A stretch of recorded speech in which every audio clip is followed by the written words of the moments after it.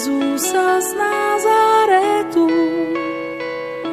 że swego Syna posłał z niebios Bóg na świat, aby niewinnie cierpiąc zmarł za nasze grzechy i w pohańbieniu przyjął winę wszystkich nas. Dzięki Ci, Boże mój, za ten krzyż, który Jezus cierpiał za mnie. Jezus cierpiał za mnie. Dzięki Ci, Boże mój, za ten krzyż, który Jezus cierpiał za mnie. Jezus cierpiał za mnie. Uwierz w Jezusa, przecież On za Ciebie umarł i z miłości do nas przyszedł z nieba na ten świat. Błogosławiony ten, kto wierzy, choć nie widział. Zaufaj dziś Bogu, a na wieki będziesz żyć. Dzięki Ci, Boże mój, za ten krzyż, który Jezus cierpiał za mnie. Jezus cierpiał za mnie. Dzięki Ci, Boże mój, za ten krzyż, który Jezus cierpiał za mnie. Jezus cierpiał za mnie. Que chacun reçoive la paix, la grâce, la miséricorde, les compassions du Seigneur de là où vous recevez cet élément audio. Bonjour et bonsoir, selon l'heure à laquelle vous suivrez cet élément audio. Sinon, le shalom, la paix, la tranquillité pour ceux qui sont fils de paix. Nous allons voir aujourd'hui un sujet qui fait couler beaucoup d'encre et de salive juste par ignorance. Juste par ignorance de ceux qui prétendent être des sacrificateurs, de ceux qui prétendent enseigner, de ceux qui prétendent diriger le peuple vers le chemin droit de la vérité par Jésus-Christ. Et le sujet ici, il s'agit de la dîme. En fait, le sujet de la dîme, si les gens étaient bien enseignés déjà à la base de savoir en quoi consiste la grâce, en quoi consiste le ministère de Moïse, ou bien en quoi consiste le sacerdoce aaronique et le sacerdoce lors de Melchisédek, c'est une question qui devait être posée et en 2 minutes, on a la solution. Mais plaise au Seigneur, dans nos prochaines vidéos ou sur notre page YouTube, vous trouverez la différence entre ces deux sacerdoces-là. Donc, si vous avez déjà suivi la différence entre ces deux sacerdoces-là, ça veut dire qu'en 2 minutes, on peut vous répondre. Mais si vous tombez directement au niveau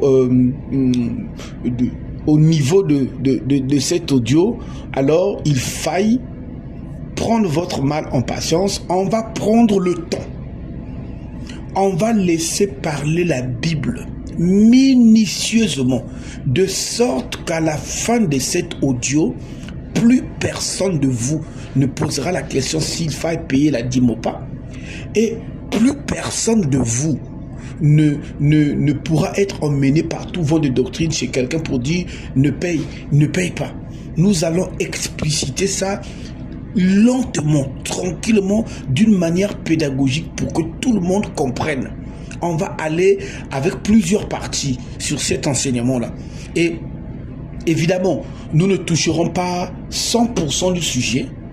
Si question il y a, vous nous reviendrez pour poser des questions. Mais déjà sur ce qui va être étudié, ce qui va être brossé, nous arriverons dans les 80% de la compréhension de ce sujet-là et nous laisserons les 20% là pour la parenthèse prophétique réservée à ceux qui sont évolués au niveau du royaume. Mais dans tout le cas, à la fin, après avoir suivi tout ce qui va être débrouillé au niveau de différentes parties, la dîme, la compréhension de la dîme, l'applicabilité et la suite ne seront jamais et jamais, plus jamais un problème pour vous, et ce sera même plutôt à vous d'aller montrer ça, enseigner ça chez les autres. Souverain Seigneur, maître des temps et des circonstances, il t'a plu, Père.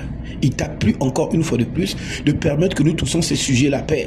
Je viens auprès de celui qui m'écoute. Je viens auprès de celle qui m'écoute. Non par des arguments qui ne sont que le fruit intellectuel de l'homme, mais je viens à travers ce voice par ton esprit, car c'est ton esprit qui convainc. Père, rends ce sujet-là clair. Rends ce sujet-là clair par ton esprit. C'est toi qui éclaires. C'est toi qui fais tomber les écailles des yeux pour que les gens voient briller la splendeur de ton évangile. Père, laisse, Père, que ceux qui sont ancrés dans ces pratiques, par ignorance, ancrés dans ces pratiques par incompréhension, daigne jeter la lumière dans leur cœur qui le comprennent. Tout esprit qui ne confesse pas ta Seigneurie, nous le mettons hors de ce moment et puisse le cœur être disposé à t'écouter. Au nom de Jésus-Christ de Nazareth, nous l'avons ainsi prié. Amen.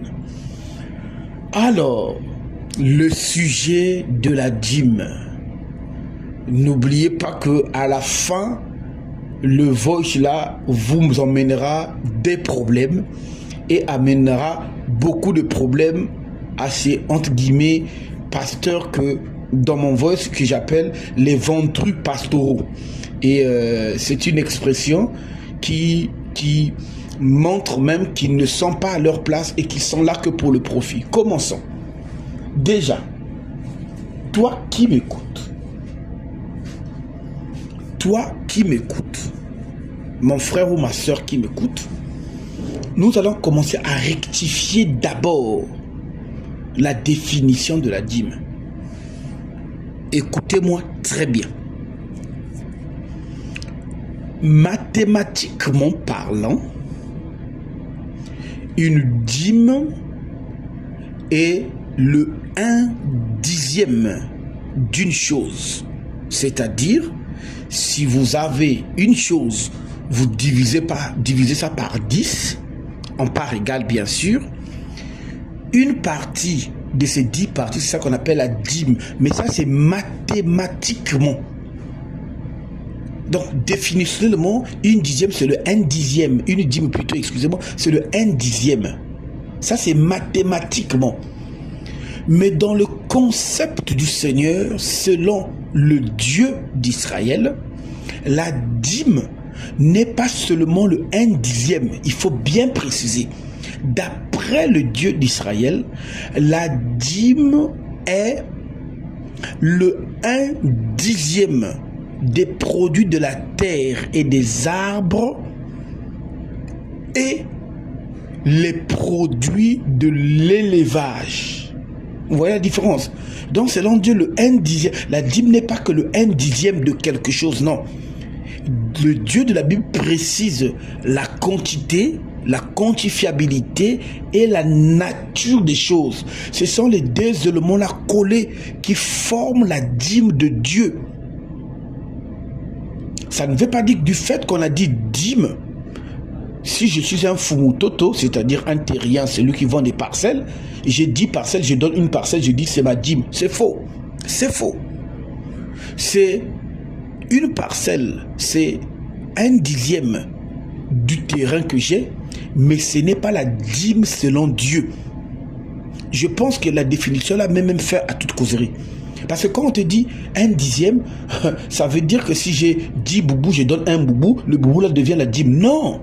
Si j'ai 10 terrains, je donne un terrain, le terrain devient la dîme. Non. Si j'ai 10 voitures, je donne une voiture, la voiture là devient la dîme. Non. C'est ça le problème. Et déjà qu'avec le mot, on vous ment. Donc on te dit 1/10 de tes revenus. Va leur demander où est-ce que c'est écrit que la dîme c'est le 1/10 de tes revenus. C'est écrit nulle part dans la Bible. Dans la Bible, le Dieu de la Bible définit la dîme comme le 1/10 des revenus ou de tes revenus des récoltes, des fruits des arbres, du menu et du gros bétail. Point. Le Dieu de la Bible est un Dieu précis. Et ne dites pas oui, mais quand il disait ça, l'argent n'existait pas. C'est faux. L'argent a toujours existé. Bien avant même que la dîme soit établie, il y a Joseph. Joseph qui a été vendu par 30 pièces d'argent. La dîme n'existait pas. La loi n'existait pas, mais l'argent a toujours existé. Jésus a été vendu par 30 pièces d'argent. L'argent a toujours existé. Et nous lirons même dans Deutéronome 14, quand Dieu parle de la Bible, de la dîme, Dieu parle même d'argent dedans, dans un autre contexte. Ça veut dire que si Dieu avait besoin d'argent, il devait spécifier que la dîme doit être le 1/10 de revenus pécuniaires, de revenus financiers, de revenus des pièces de monnaie. Il est Dieu, non? Il va avoir honte de quoi? Il est Dieu, il va avoir honte de quoi? Vous dites, non, mais vous savez, quand il avait donné la dîme, à l'époque, là, il y avait beaucoup de grippes. Mais c'est n'importe quoi. C'est quel Dieu qui ne sait pas que la planète va évoluer, qui ne sait pas que la civilisation va évoluer. Il donne une loi, et vous, quand la civilisation, entre guillemets, vous évoluez, vous dites, bon Seigneur, tu vois, la loi là que tu avais donnée, c'était à l'époque, hein, là, ça évolue un peu, on va adapter ta loi parce que tu avais oublié qu'on devait vivre en 2025. Excusez-moi, parce que c'est en 2025 que je fais ce voice-là. Vous voyez que déjà, du point de vue définitionnel, selon la Bible, ça casse. Maintenant, pour soutenir ce que je suis en train d'expliquer là, il me faut des preuves.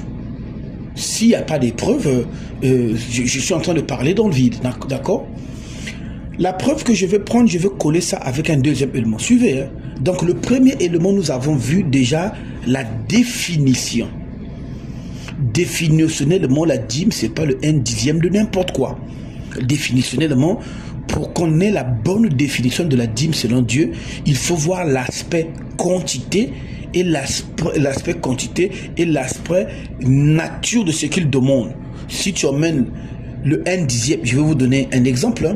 Si j'emmène, moi je vends de l'essence, j'ai 10 fûts d'essence à la maison. Si j'emmène un fût d'essence, je ne vais pas appeler ça ma dîme. Je vais dire que c'est le 1/10 de mes fûts. Mais ça n'a rien à voir avec la dîme de Dieu. Parce que la dîme de Dieu obéit à 2 critères. Ça obéit aux critères de quantifiabilité, c'est-à-dire le 1/10, et de la nature. Je prends un exemple. Imaginez qu'à l'époque de la loi, quand Dieu avait demandé la dîme, moi je sois cordonnier. Donc je vais lui emmener 10 paires. Ou bien moi je sois forgeron. J'arrange les flèches. Je vais lui emmener quoi? Les flèches. Je vais lui emmener. Si je suis boulanger, je lui emmène quoi? Les pains. Si je suis cuisinier du roi David, je fais quoi? J'emmène une assiette de nourriture. Vous comprenez? Or, l'Écriture déclare, dans Deutéronome 5, verset 32, vous ferez avec soin ce que l'Éternel, votre Dieu, vous a prescrit. Vous n'irez ni à gauche, ni à droite. Est-ce qu'on se comprend? Donc, tel que Dieu définit sa dîme, tel qu'il attend que la dîme soit payée, c'est tel que vous devez faire. Si vous faites le contraire, vous êtes un transgresseur, parce qu'il est écrit aussi dans Deutéronome 4, à partir du 2e verset, vous respecterez ce que votre Dieu vous a demandé, vous n'irez ni à gauche, ni à droite. Donc si Dieu dit que moi ma dîme c'est le 1/10 de tout ce qui pousse sous la houlette, le 1/10 de menu et gros bétail, soit toi si tu lui amènes 1/10, tu l'amènes comment on appelle ça, des assiettes, c'est pas ça la dîme que Dieu attendait. Les sacrificateurs ne vont pas prendre ça. Si tu es potier, tu l'emmènes des pots, c'est pas ça qu'il va prendre. Tu comprends? Si tu es forgeron, tu amènes des couteaux, c'est pas ça qu'il va prendre. J'insiste d'abord sur le côté définitionnel. Vous voyez bien que rien que dans le côté définitionnel, ces gens-là tombent. Parce que la loi, il est écrit dans la Bible, tant que la terre et le ciel existeront, il ne sera ôté aucun iota de la loi. La loi est valable. Et la loi nous a dit de n'aller ni à gauche, ni à droite. Donc la dîme que Dieu a demandée, nous allons la donner tel que Dieu l'a demandé. Sinon, nous faisons pour nous autre chose. Voici le premier aspect que j'ai vu d'abord au niveau de la définition. Deuxième aspect. Donc, le deuxième élément, comme on disait, le deuxième point, le deuxième détail sur la dîme, vous voyez bien qu'on est en train de monter spécifiquement. Le but, c'est que vous compreniez ça très, très bien. que plus personne ne vous montre. Le deuxième aspect, quand nous avons lu la loi de Dieu au niveau de Deutéronome 5, 32 qui disait « Vous ferez avec soin ce que l'Éternel votre Dieu vous a demandé, vous ne vous en détournerez ni à gauche ni à droite », cela implique que Dieu, quand il donne sa loi, il ne vous envoie pas aller faire les choses dans les billards. Dieu, quand il donne sa loi, il nous précise 5 éléments qu'on va voir dans sa loi. C'est-à-dire, dans la loi concernant les dîmes, je ne parle pas de la dîme, je suis même au pluriel. Parce qu'on verra tout à l'heure que Dieu n'a pas prescrit la loi sur la dîme. Il a prescrit la loi sur les dîmes. On verra les types de dîmes après. Mais dans la loi de Dieu, quand Dieu promulgue une loi, il montre qui, c'est-à-dire la loi là concerne qui. Parce que n'oubliez pas qu'il y ait des lois qui ne concernent pas le monde entier. On est d'accord.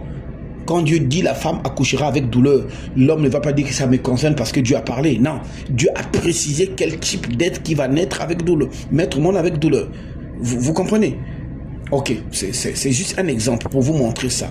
Donc, la dîme, c'est qui est censé payer la dîme? 2.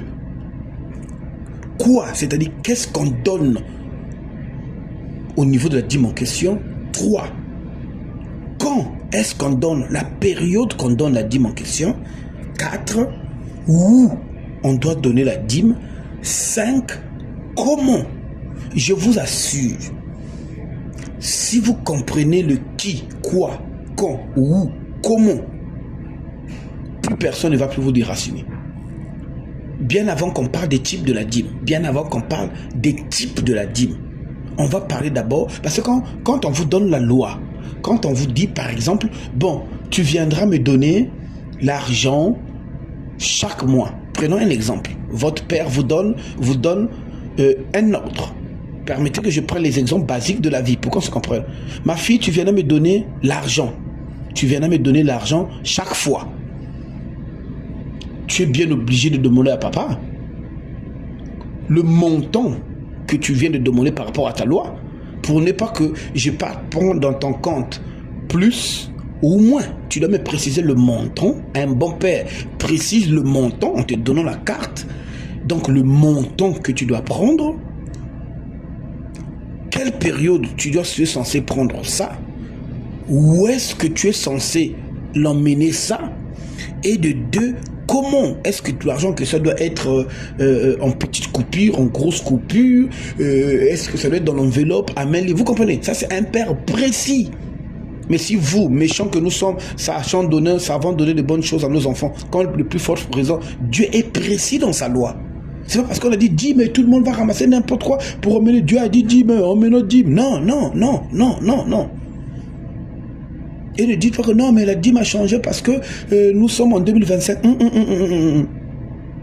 Si la loi qui demandait que quand on commet un péché, il fallait prendre un agneau sacrifié, si la loi là était valable, jusqu'à présent, on devait chercher l'agneau. On devait aller chercher, remplacer les pigeons ou les canards.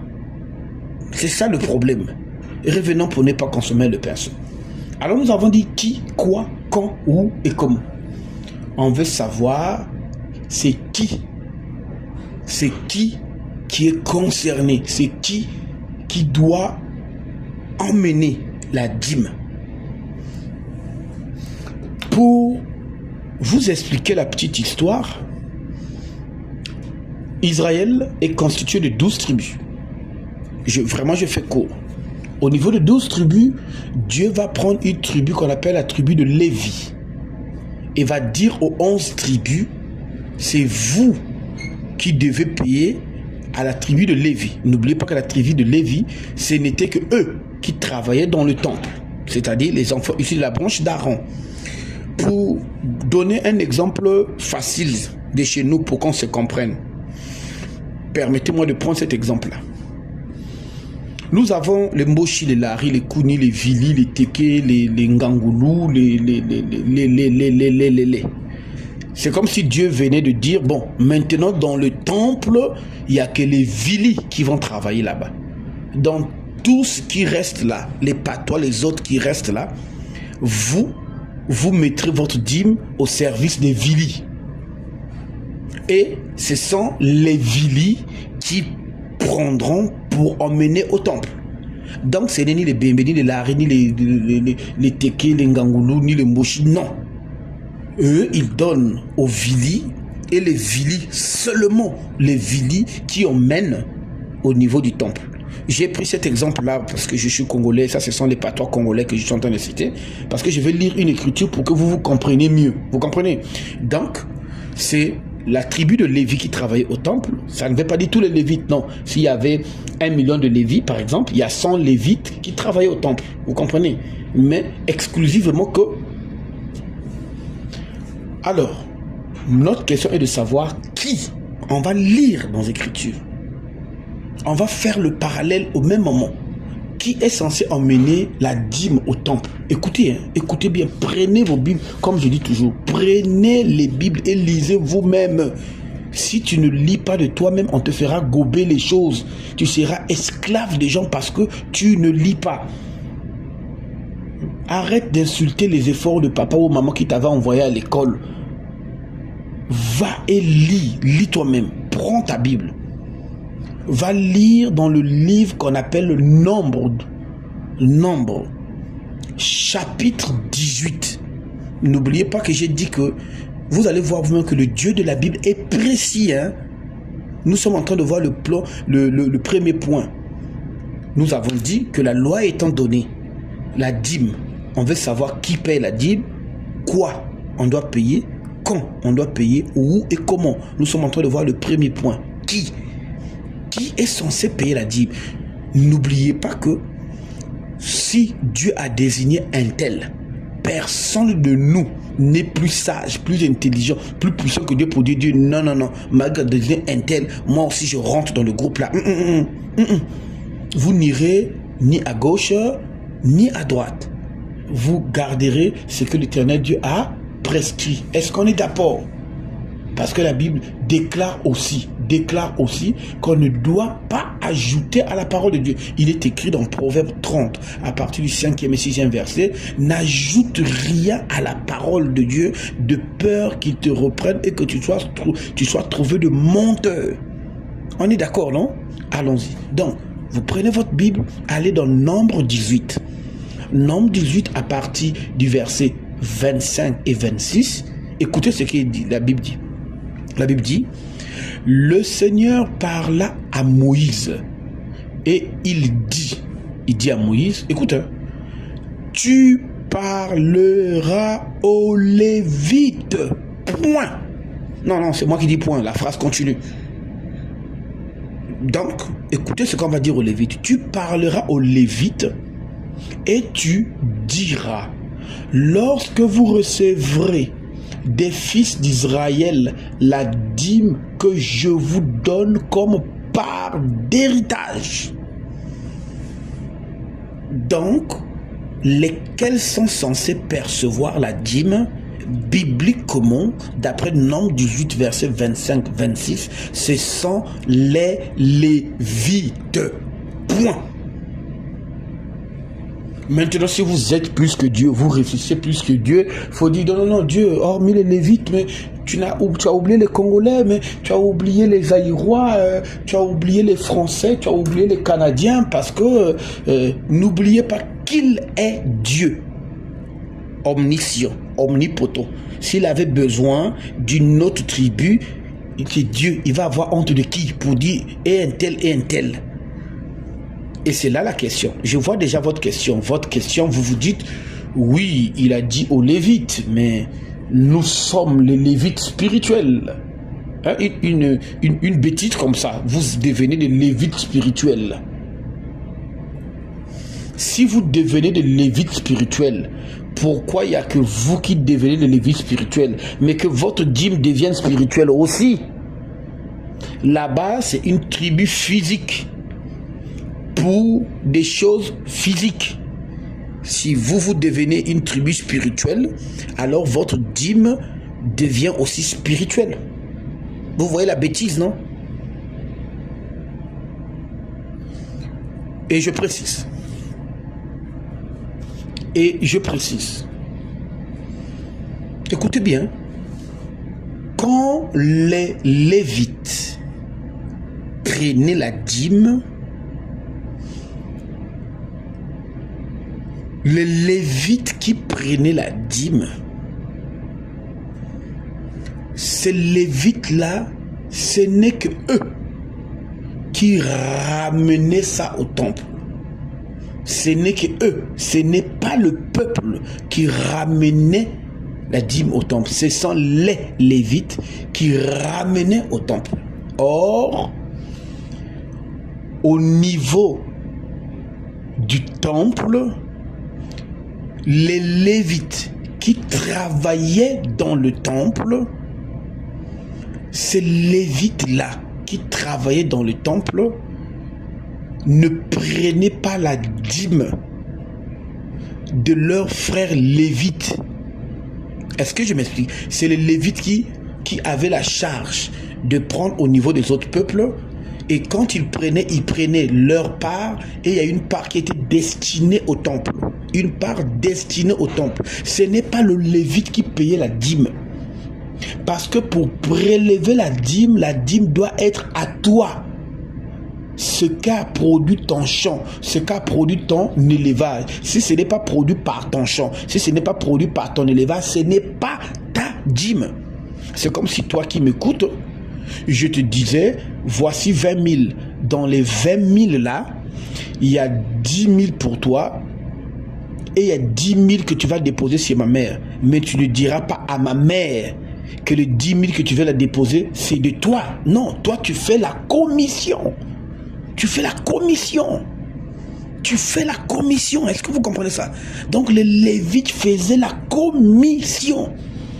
Ils prélèvent les dîmes chez les autres, ils prennent leur part et ils font la commission d'aller donner la part qui revient au temple. Mais ce n'est pas la dîme des Lévites. Les Lévites ne payaient pas la dîme. Est-ce que c'est clair? Les Lévites ne payaient pas la dîme. Les Lévites prélevaient chez les autres et emmenaient donner chez les autres. Donc, si vous dites que vous êtes des Lévites spirituels, sachez que les Lévites qui étaient comme sacrificateurs dans le temple ne prenaient pas la dîme de leurs frères sacrificateurs. Vous savez quand ils vous disent, pourquoi ils vous disent qu'ils sont devenus Lévites? On les comprend un petit peu. Parce que la tribu de Lévite, c'était la tribu qui était désignée pour être sacrificateur. C'est-à-dire ceux qui faisaient les rituels au temple, qui présentaient les sacrifices, les offrandes et les holocaustes. Et les ventrus pastoraux là, qui n'ont pas compris le sacerdoce lévitique par rapport au sacerdoce selon Melchisédek, là où nous nous trouvons, d'accord? Ils se disent, ce sont les pasteurs, les apôtres, qui sont devenus des Lévites, et vous qui êtes assis, vous êtes devenus le peuple. Vous voyez un peu leur ignorance. Or, ils oublient, dans le sacerdoce de Jésus-Christ, il est écrit, lisez bien, Apocalypse 1, à partir du 6e verset, il est écrit, Jésus a fait de nous, quand je dis nous, tous les chrétiens, un royaume des sacrificateurs. Ça veut dire que tous les chrétiens sont sacrificateurs. Ce n'est plus non, il n'y a que le pasteur, le prophète, l'apôtre, le docteur, l'évangéliste qui sont sacrificateurs et le reste là sont des spectateurs. C'est faux. C'est faux, c'est archi faux. La Bible dit, Apocalypse 1, verset 16, il a fait de tous les chrétiens sont sacrificateurs. Mon frère, si tous les chrétiens sont sacrificateurs, qui prendra la dîme de qui? Déjà que vous avez compris, même étant sacrificateur, aucun sacrificateur ne prenait la dîme d'un autre sacrificateur. Aucun lévite ne prenait la dîme d'un autre lévite. la Lévi n'avait que la commission de prendre chez les autres, de prendre sa part et aller donner. Pas qu'il paye. Non, non, non, non, non. Je vous ai donné l'exemple de la commission. Je te donne l'argent. Fais-moi telle course. J'ai une course de 20 000. Fais-moi telle course. Chaque mois, tu me feras telle course. Mais quand tu fais la course, tu prends 5 000 pour toi et 15 000, tu vas déposer à ma mère. Mais ma mère sait que les 15 000 là, c'est pas toi qui lui donnes ça. C'est pas ton argent. Ma mère sait que c'est l'argent de son fils. Toi, tu fais la commission. C'est ce que les Lévites faisaient. Ils prenaient la dîme du peuple, mais dans la commission qu'ils faisaient, il y avait une partie qui leur revenait de la commission. Et le reste allait déposer au temple parce que c'est vous qui êtes habilités à aller là-bas. Comment est-ce qu'on a menti les gens? C'est-à-dire que ces gens sont méchants. Hein? Un monsieur qui mange, qui boit, il va te dire non. Chaque mois, tu dois m'emmener 1/10 de ton salaire. Et puis, il te dit, non, non, ça, c'est ce qu'on appelle la dîme. Tu dis, tu as lu ça où? Il va te dire, non, non, on a dit seulement apporter dans la maison du trésor. Attendez, on va venir dans Malachie 3:10 en question. Est-ce que vous comprenez? Juste le point là. En fait, arrivé à ce point-là, vous pouvez me dire, même c'est bon, on a compris, laisse tomber déjà.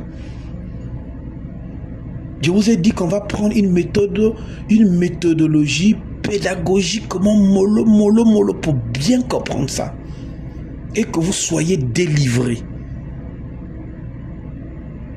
Donc, lesquels qui sont concernés d'emmener la dîme? Nous avons vu d'abord le Lévite qui doit prélever la dîme. La différence, c'est que le Lévite qui prélève la dîme, c'est la dîme qui doit emmener au temple. Donc, qui est concerné d'emmener la dîme au temple? C'est le Lévite. Au numéro 2, la dîme est censée être emmenée au temple. C'est-à-dire, nous avons vu déjà qui emmène la dîme et nous avons compris. Au numéro 2, comme le Seigneur a dit, vous n'irez ni à gauche ni à droite, nous devons nous rassurer, n'est-ce pas? Nous devons nous rassurer. Qu'est-ce qu'on doit emmener au temple? C'est-à-dire, la nature de la dîme, c'est quoi? N'est-ce pas? Puisqu'on veut dire, emmener, je peux me retrouver quelque part, quelqu'un a 10 chaises, il va me donner une chaise et il va me dire que c'est la dîme en question, puisque je ne connais pas la nature, moi aussi je vais emmener. Vous vous rappelez cet exemple-là? On doit savoir qu'est-ce que Dieu agrée, lui-même qu'est-ce qu'il agrée comme dîme. Je n'ai pas oublié, nous sommes dans le premier point, qui doit emmener, mais nous profitons de voir la nature de ce qu'on doit emmener. Prenez encore votre Bible, ouvrez donc Lévitique 27. Lévitique 27, à partir du 30e verset, Dieu va montrer ce dont il s'attend qu'on emmène. N'oubliez pas, Deutéronome 4:2, n'oubliez pas, Deutéronome 5:32, on ne va ni à gauche ni à droite. Lévitique 27, à partir du 30e verset, dit ceci. Toute dîme de la terre, c'est-à-dire les produits qui poussent de la terre de l'agriculture, soit du fruit des arbres, soit du fruit de la terre, appartient à l'Éternel. C'est une chose consacrée à l'Éternel. Point. Dieu vient de montrer déjà. N'emmenez pas vos habits. N'emmenez pas les couteaux, les flèches. N'emmenez pas les filets, les bateaux, les charrettes, les tentes, les tissus. Il n'a pas pour lui besoin de ça. Il vient de préciser que la dîme qu'il attend, lui, c'est les produits de la terre et les fruits des arbres. Merci Seigneur de ce que tu as été précis. Merci de ce que ta parole est claire. Sinon, ces ventrus pastoraux là, qu'il s'agisse des tabernacles, qu'il s'agisse des églises protestantes, missionnaires, assemblées de Dieu, catholiques, et peu importe là, on devait nous mettre dans la main. Dieu merci de ce que tu en as précisé. Et c'est pas fini. Toujours Lévitique 27, cette fois-ci le verset 32, il ajoute encore un autre élément. Il dit, toute dîme de gros et menu bétail, de tout ce qui passe sous la houlette, sera une dîme consacrée à l'Éternel. Alors très cher, voici ce que la qualité des choses que Dieu attend. N'oubliez pas l'écriture de bas, Deutéronome 5:32. Gardez ça, écrivez même ça sur votre lit. On ne va ni à gauche ni à droite. Quand vous avez la parole de Dieu, on ne va ni à gauche ni à droite. N'oubliez pas. Proverbe 30, de 5 à 6. On n'ajoute pas. Maintenant, si Dieu avait besoin d'argent, à moins que vous priez un Dieu timide qui a eu honte de demander l'argent, ou bien un Dieu qui ne savait pas qu'on devait vivre jusqu'en 2025. Mais le Dieu que je connais, le maître de temps et de circonstances, qui donne sa loi, qui a dit que je connais toutes choses avant qu'elles n'arrivent, s'il avait besoin d'argent, il allait dire emmenez de l'argent. Mais il dit les choses qui me sont consacrées. Vous connaissez ce que veut dire consacré? Réservé, mis à part, ce qu'il attend. Fruits de la terre, fruits des arbres, et puis gros et menu bétail. Ah, les menus bétail, c'est des petits animaux, hein, moutons, agneaux, et les gros animaux, les buffles, les vaches, les veaux et tout ce qui va avec. Voici ce que le Dieu de la Bible a demandé. Mon cher, si tu amènes pour toi autre chose, tu dois justifier ça. Tu dois nous donner une écriture. Quand tu nous demandes de t'emmener une enveloppe, je gagne 100 000 par mois, et tu veux que je mette 10 000 sous prétexte que c'est ma dîme du mois, tu dois me montrer où est-ce que c'est écrit emmener de l'argent, que c'est une dîme consacrée à l'Éternel. Et j'ai envie de l'emmener juste les dîmes consacrées. Sinon, maintenant pour que vous compreniez bien, je vais vous poser une question. On va finir la première partie par cette question-là. N'oubliez pas que nous sommes acquis. Quand Dieu dit que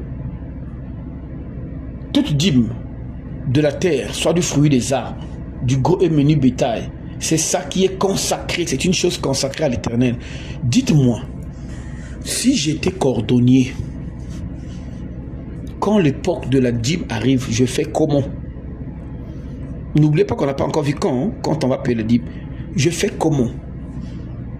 Deuxième, je suis militaire, gardien, vigile aux portes de la maison du palais royal de David. Quand l'époque de la dîme arrive, je vais emmener quoi? Troisième, je suis potier. Quand l'époque de la dîme arrive, je vais emmener quoi? Quatrième, je suis docteur. N'oubliez pas que les soins ont toujours existé. Je soigne les gens. Quand l'époque de la dîme arrivait, j'emmène quoi? Cinquième, je suis forgeron. C'est moi qui fais les boucliers, les épées, les roues et tout ça. Quand l'époque de la dîme arrive, j'emmène quoi? Cinquième, je suis ceux qui arrangent les tissus, je ne sais pas comment on les appelle. Ceux qui fabriquent les tissus. Quand l'époque de la dîme arrive, j'emmène quoi? Septième, je suis ménagère ou boy chez quelqu'un. Quand l'époque de la dîme arrive, j'emmène quoi? Si je cite tous ces métiers-là, c'est pour vous faire voir que les métiers-là ont déjà existé. Soit Dieu, en donnant sa loi, a oublié que tout le monde n'était pas agriculteur. Ça veut dire que c'est un Dieu oublié. Soit c'est vous qui réfléchissez mieux que lui pour dire Dieu, tu as oublié. Mais ceux-là que tu demandes que les légumes, les fruits de la terre et les animaux, mais les militaires amèneront quoi? Mais les boulangers là vont amener quoi? Les cordonniers vont amener quoi? Les forgerons vont amener quoi? Vous voyez.